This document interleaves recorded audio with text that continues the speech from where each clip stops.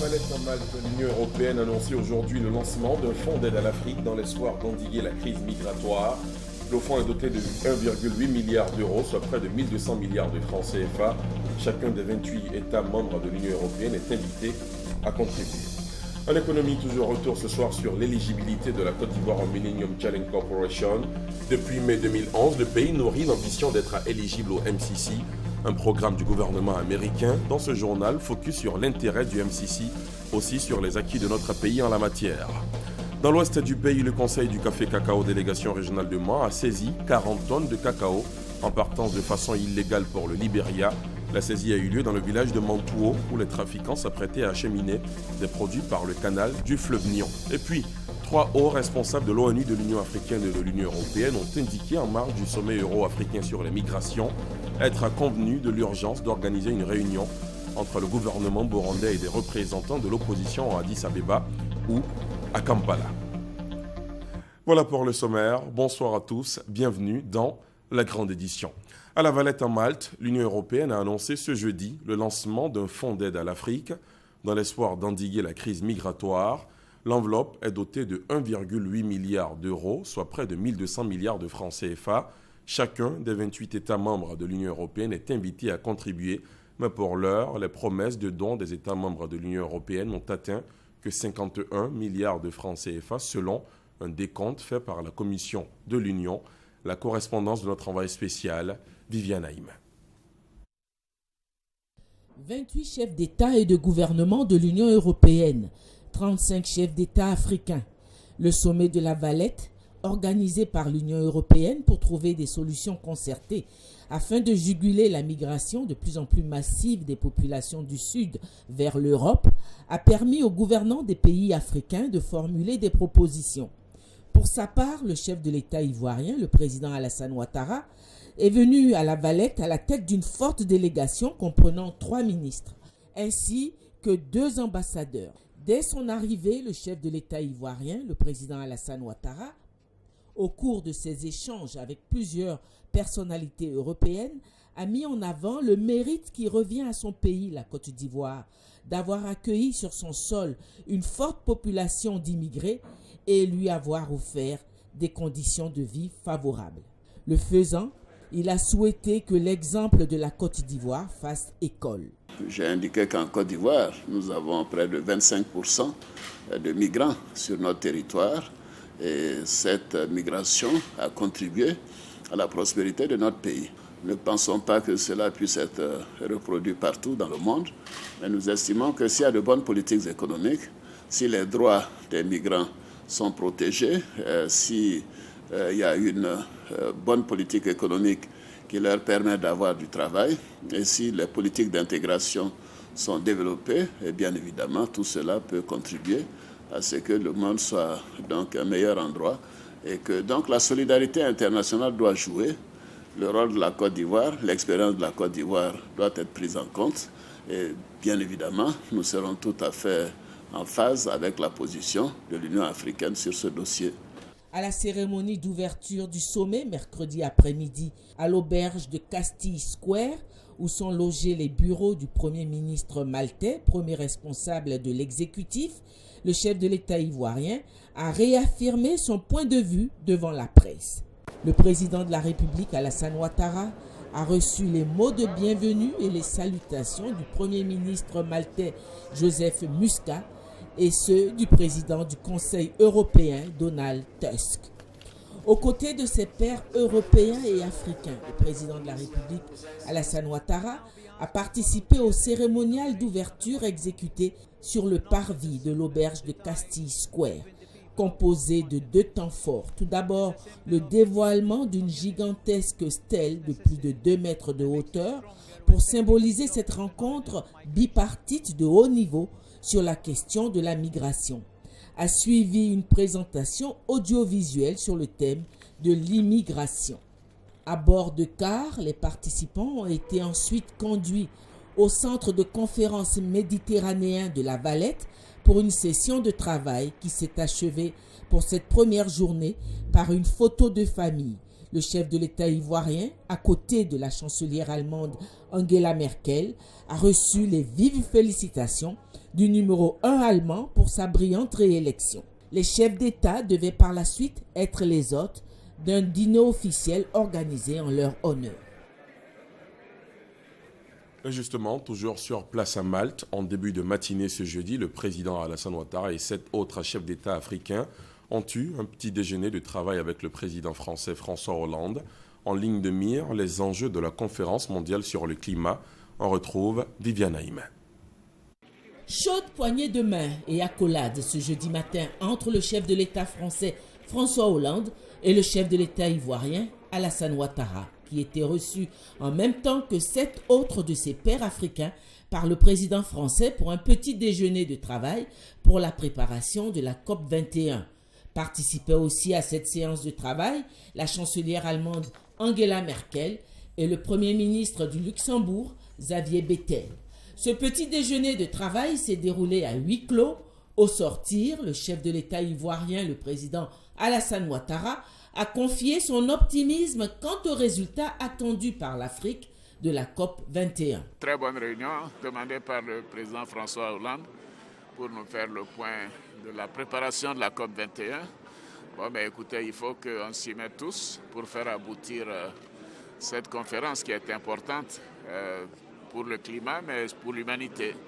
Donc les uns et les autres ont exprimé leur point de vue. Nous allons tous nous engager pour que la conférence de Paris soit un vrai succès, surtout dans l'intérêt de l'Afrique. C'est d'encourager les grands pollueurs à polluer moins, d'aider les pays africains à développer des énergies renouvelables et de mettre en place également un fonds qui puisse financer ces énergies renouvelables.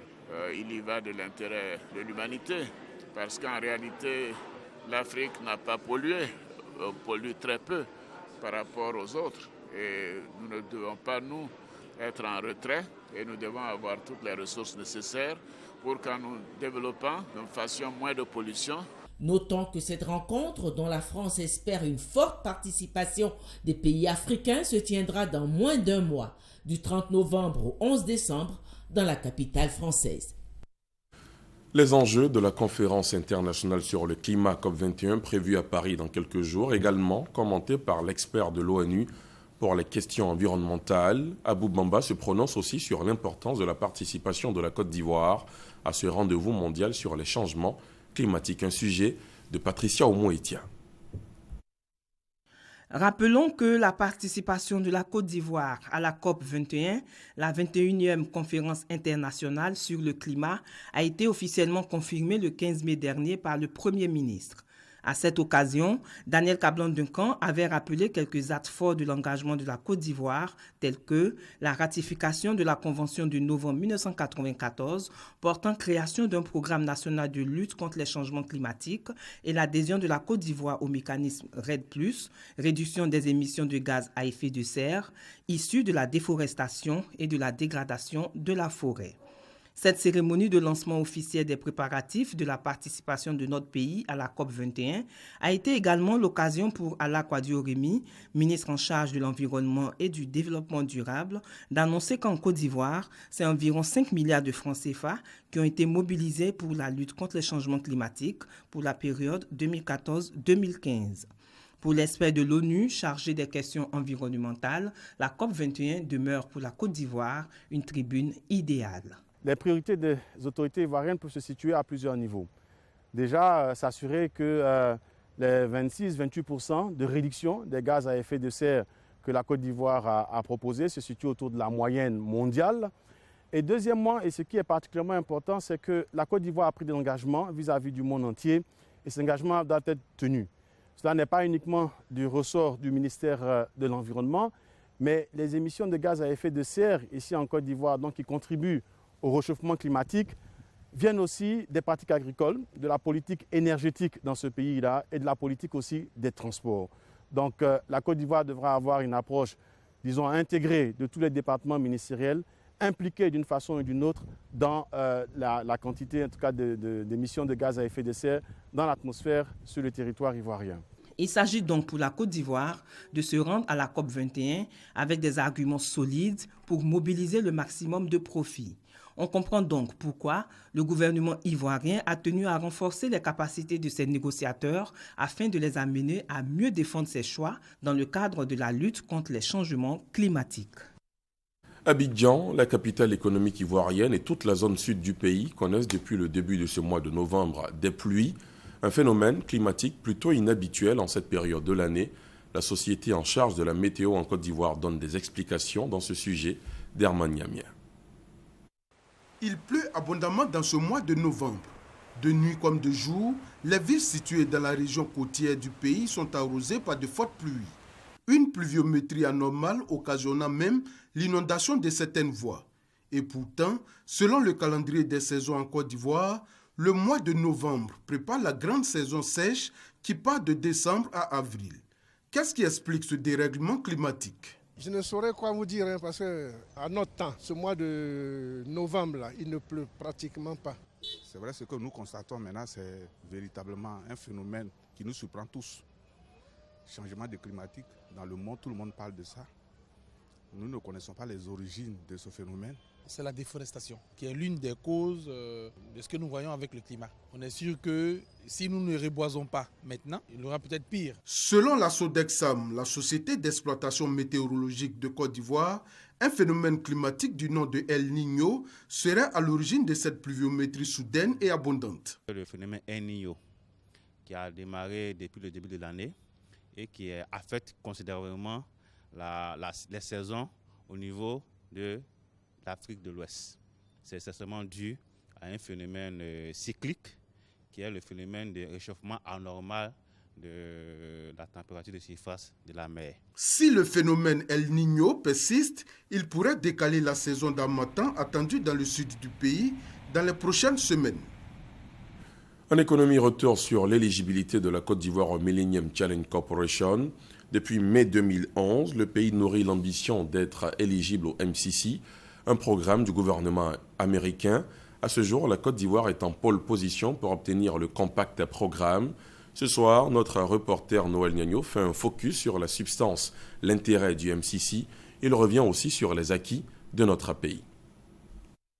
Le MCC, Millennium Challenge Corporation. C'est un programme américain qui vise à réduire la pauvreté et à favoriser la croissance économique dans les pays. Réduction de la pauvreté, tout d'abord, ça veut dire favoriser les dépenses en éducation, en santé.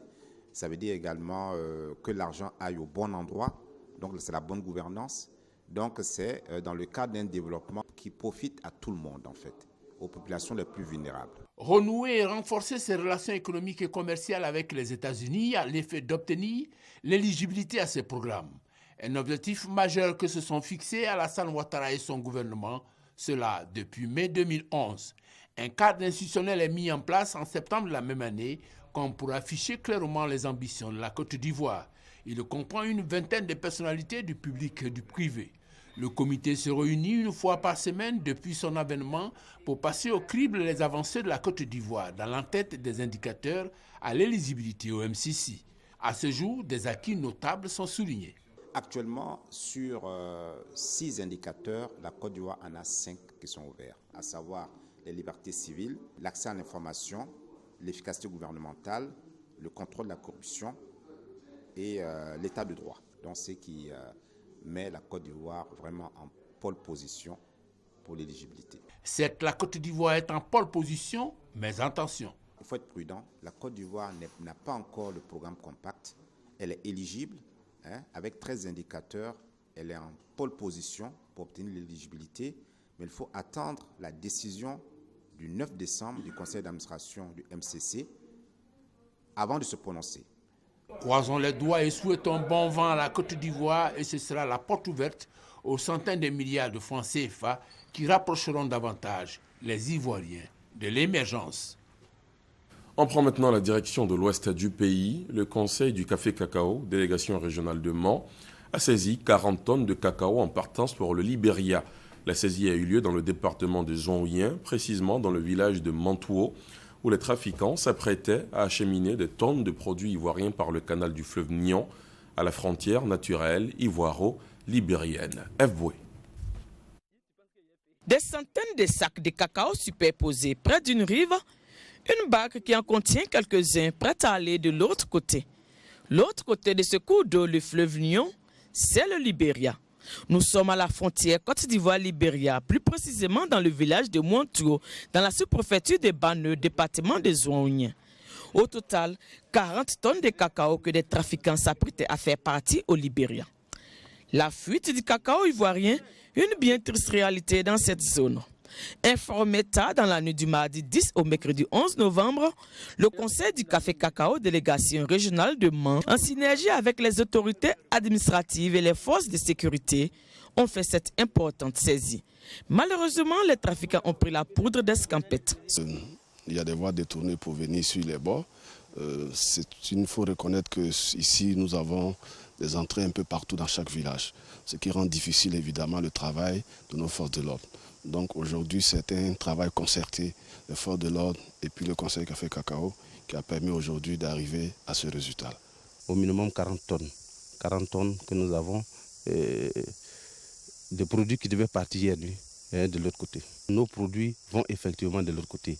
Nous sommes là pour faire échec à tous ces trafiquants dans le département.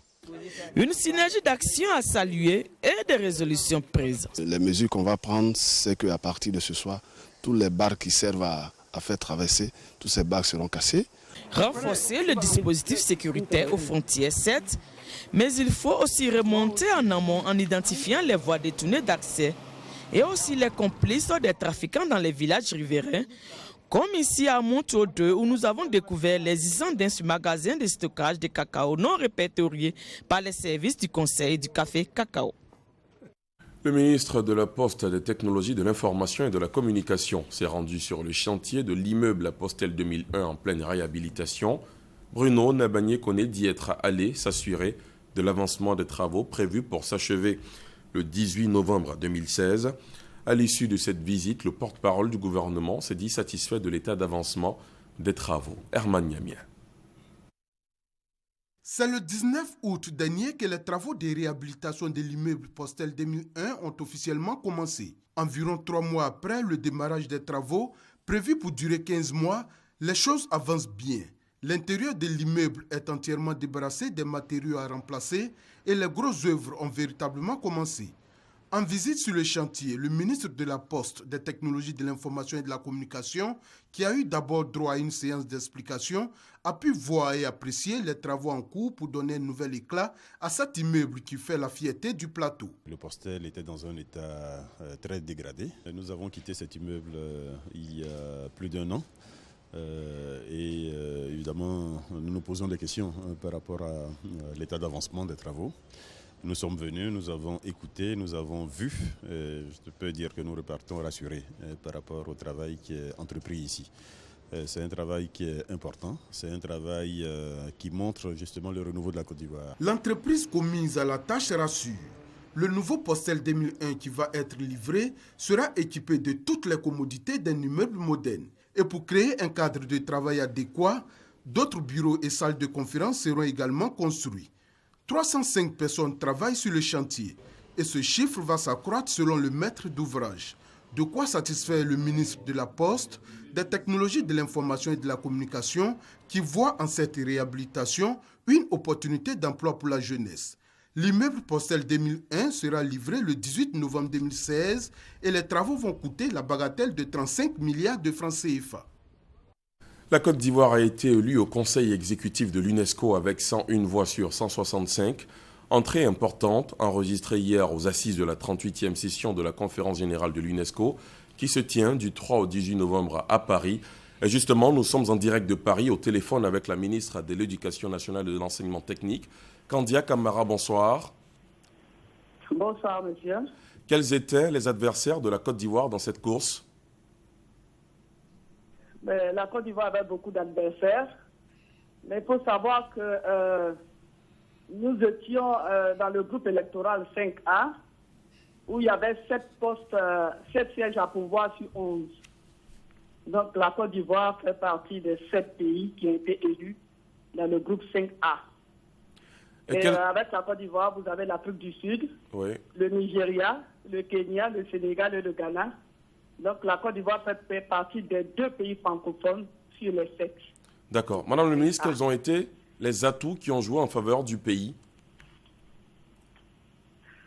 Oui, ça c'est indéniable. D'abord, le leadership du président de la République, son Excellence Alassane Ouattara, la bonne gouvernance, et surtout les efforts et les progrès dans les domaines de l'éducation, de la culture, des sciences et de la communication.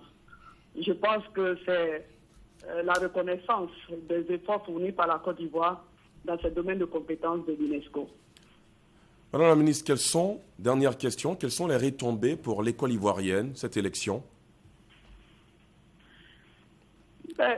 Notre pays gagne encore en notoriété, en crédibilité, mais surtout notre pays gagne en termes de poids, puisque dorénavant nous faisons partie de ce qu'on pourrait appeler le conseil d'administration de l'UNESCO, l'organe qui est l'organe décisionnaire, c'est là où les décisions se prennent.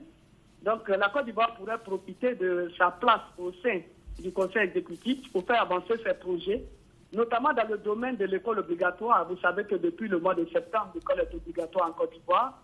Cela a été décidé par le président, mais voté par l'Assemblée nationale. Et aussi dans le domaine de l'alphabétisation. Mais la Côte d'Ivoire pourrait bénéficier de tout nouveau projet allant dans le sens de l'amélioration de la qualité. Parce qu'en plus de l'accès, la Côte d'Ivoire a décidé de mettre l'accent dorénavant sur la qualité du système éducatif.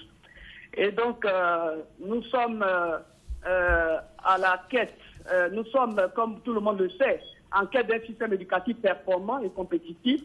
Donc, nous avons besoin de soutien de partenaires nationaux, mais surtout de partenaires internationaux. Et l'UNESCO, dans ce sens, est un partenaire privilégié. Et c'est en cela aussi que nous sommes très heureux, fiers de cette élection de la Côte d'Ivoire qui pourrait dorénavant bénéficier de tout projet initié par l'UNESCO dans le domaine de compétences, l'éducation par exemple, ou alors la communication, les sciences et la culture. Donc c'est une très grande avancée, une très grande décision et c'est une très bonne chose pour la Côte d'Ivoire. Merci infiniment à vous, Madame Kandia Camara. Je rappelle que vous êtes la ministre de l'Éducation nationale de l'enseignement technique. Avec vous, on vient de parler de l'élection de la Côte d'Ivoire au conseil exécutif de l'UNESCO. Bon retour à Abidjan. Récemment, en visite en Côte d'Ivoire, l'expert indépendant de l'ONU, Mohamed Hayat, a eu une séance de travail avec les responsables du programme national de cohésion sociale. Un point des actions du PNCS en faveur de la réconciliation a été fait. L'expert indépendant de l'ONU, pour sa part, a affirmé accompagner le gouvernement ivoirien dans la promotion des droits de l'homme. Le point avec Moussa Konaté. Mohamed Hayat, l'expert indépendant de l'Organisation des Nations Unies, reçu par le Programme national de cohésion sociale, PNCS. Au cours des échanges, le professeur Mariatou Kone, directrice générale du PNCS, a fait le point des activités de sa structure en matière de réconciliation et de renforcement de la cohésion sociale. Pour sa part, l'expert de l'ONU a salué les progrès réalisés. Il affirme sa présence aux côtés de l'État de Côte d'Ivoire dans la promotion des droits de l'homme. Je suis là dans un processus d'accompagnement du gouvernement ivoirien, des Ivoiriens, pour promouvoir davantage les droits de l'homme. Mohamed Hayat s'est aussi réjoui de l'esprit de maturité du peuple ivoirien pour la tenue de l'élection présidentielle dans un climat de paix. L'expert indépendant de l'ONU invite le Programme national de cohésion sociale à accélérer les actions d'indemnisation des victimes des crises en Côte d'Ivoire. Une réunion internationale sur la lutte contre la drogue s'est ouverte aujourd'hui ici à Abidjan, à l'initiative de l'OMS, l'Organisation mondiale de la santé. Venus de plusieurs pays du monde, des experts vont plancher sur l'élaboration du document guide dans le cadre de la prise en charge des toxicomanies dans chaque pays. Guillaume Zéré, Fidèle Aigné, Hermaniamien. Ils sont venus du Bénin, du Togo, de la République tchèque et de bien d'autres pays pour prendre part à cette rencontre internationale initiée par l'OMS, l'Organisation mondiale de la santé. Durant 3 jours, ces experts de terrain spécialistes de la lutte contre les drogues vont élaborer le document qui permet la prise en charge efficiente des toxicomanes. Ils ont besoin d'être aidés En fait, voilà pourquoi nous avons fait cette rencontre en Afrique de l'Ouest avec beaucoup d'experts pour qu'on puisse travailler sur les protocoles thérapeutiques. C'est-à-dire comment prendre en charge les cas d'usage de drogue. Parce que s'ils se présentent au niveau du système de santé, il y a des méthodes, il y a des systèmes, il y a des stratégies, il y a des protocoles, il y a des guides qu'on doit suivre pour prévenir, pour traiter, pour réduire les risques et pour les réinsérer dans la société. En Côte d'Ivoire, comme partout dans le monde, l'usage des drogues et la toxicomanie constituent un problème de santé publique. Et la répression, unique moyen de lutte contre ce fléau, ne produit pas toujours les effets attendus. Pour les autorités ivoiriennes, cette réunion internationale est une alternative pleine d'espoir. Aujourd'hui, il faut réorienter la politique, aller vers une politique de prise en charge, aller vers une politique de traitement, aller vers une politique de réinsertion. Cette réunion d'Abidjan, dite pour le développement des directives sur le traitement des toxicomanies, est la deuxième du genre après celle tenue à Genève en Suisse en 2014. Rejoindre Marc Horry au Koumassi, en provenance de Cocody avec une pinasse, c'est l'exercice quotidien des pinassiers. Inquiétés il y a un an de la mise en service du troisième pont, ces pinassiers qui se présentent comme les survivants du troisième pont vaguent plutôt tranquillement sur les eaux de la lagune ébriée. Notre reporter Alexis Ouedraogo est allé à leur rencontre. 16h15 ce jeudi, la pinasse de Didier fend la lagune ébriée. De part et d'autre de son embarcation des salades d'eau douce, à chaque avancée, Didier use d'une longue tige de bambou pour empêcher ses salades d'étouffer le moteur de son engin. Pas question pour lui de laisser une panne se signaler à quelques minutes de l'heure de pointe. À bord de la pinasse, c'est l'heure de payer les frais de transport. 200 francs par personne. Sans un mot, les quelques 15 passagers embarqués à Cocody s'acquittent de leur dû. Parmi elles, Naomi. Elle vit à Marc Horry sans fil et tient un petit commerce à Cocody Mbadon. À la fin de chacune de ces journées, la même habitude devenue réflexe, rentrer à la maison en pinasse. Mon petit commerce à la rivière Mbadon, donc c'est à 100 fil, donc ça me revient vraiment moins cher. On doit prendre le pont à 500, aller-retour 1000 francs. Là, c'est 800 par jour. Il y a un autre truc qui est encore moins cher par rapport à ça, je prends ça. Comme Naomi, plusieurs autres passagers des pinasses restent insensibles aux autres possibilités de traverser la lagune ébriée. Moi, je suis un homme de chantier. Mais l'endroit là où ça raccourcit, bon, je préfère prendre là-bas.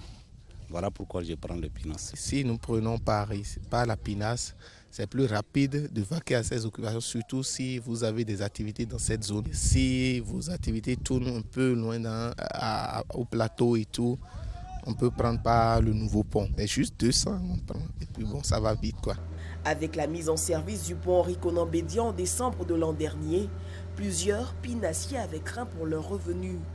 Même si les chiffres ont connu une légère baisse, l'activité, semble-t-il, résiste. Bon, avant, à la descente, on pouvait atteindre au moins 90 à 100 000.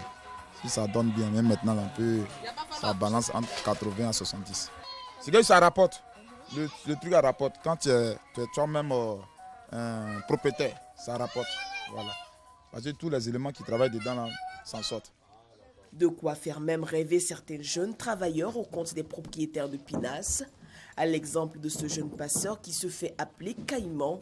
Venu au métier 10 ans plus tôt, il rêve aujourd'hui de pouvoir se mettre à son propre compte. Moi, à la longue, personnellement, je vais créer mon bateau pour que je puisse stabiliser moi-même et puis ma famille. La traversée de la lagune ébriée à Binas, sous le regard du troisième pont, pourrait donc avoir encore de très beaux jours. À Malte, 3 hauts responsables de l'ONU, de l'Union africaine et de l'Union européenne ont indiqué en marge du sommet euro-africain sur la migration être convenu de l'urgence d'organiser une réunion entre le gouvernement burundais et des représentants de l'opposition à Addis Abeba ou à Kampala sous la présidence du président ougandais Yoweri Museveni. Cette initiative, lancée à quelques heures d'une réunion du Conseil de sécurité de l'ONU, semble avoir reçu un accueil glacial à Bujumbura qui entend fixer elle-même les règles d'un dialogue de sortie de crise. En sport football, les éléphants de Côte d'Ivoire se sont rendus hier à Monrovia, la capitale libérienne. Ils doivent y affronter la sélection nationale du Libéria demain dans le cadre des phases éliminatoires en vue du Mondial 2018 Avant leur départ, les poulains de Michel Dussuyer, le sélectionneur national, ont eu une dernière séance d'entraînement au stade Félix Houphouët-Boigny d'Abidjan. Dernière séance d'entraînement des éléphants, ce mercredi 11 novembre, au stade Félix Houphouët-Boigny, avant de s'envoler pour Monrovia, capitale du Libéria. Michel Dussuyer a d'abord eu un huis clos avec son groupe avant de permettre à la presse nationale et internationale d'assister à la séance du jour. Pour ce match aller du deuxième tour des éliminatoires du Mondial 2018 Zone Afrique, face au Libéria le vendredi 13 novembre, le sélectionneur Michel Dussuyer a fait appel à des cadres comme Boka Arthur. C'est vrai qu'il y a beaucoup de jeunes, mais des jeunes vraiment talentueux et je pense qu'on a un bon groupe pour pouvoir faire quelque chose. Le sélectionneur a composé sa liste des 22 joueurs sans Bonnie Wilfried, Salomon Kalou et Thomas Touré, tous blessés. Roger Assalé, récemment champion d'Afrique des clubs avec le TP Mazembe de Lubumbashi, a été appelé en renfort. Si l'entraîneur m'a fait appel, c'est qu'il avait la confiance en moi, donc je pense que à moi maintenant de toujours gagner la confiance de l'entraîneur en travaillant dur et puis en essayant de m'imposer dans cette équipe. Bien respecter l'adversaire. Pour éviter toute mauvaise surprise, il convient d'être très concentré sur notre sujet, d'être rigoureux et de savoir répondre présent. Prochain rendez-vous des éléphants, le mardi 17 novembre pour le match retour Côte d'Ivoire-Libéria au stade Félix Houphouët-Boigny. C'est la fin de ce journal. Merci de l'avoir suivi. Prochain rendez-vous avec l'info à 23h. Demain 20h, retrouvez Marie-Laure Ongoran. L'information continue sur l'application RTI Mobile.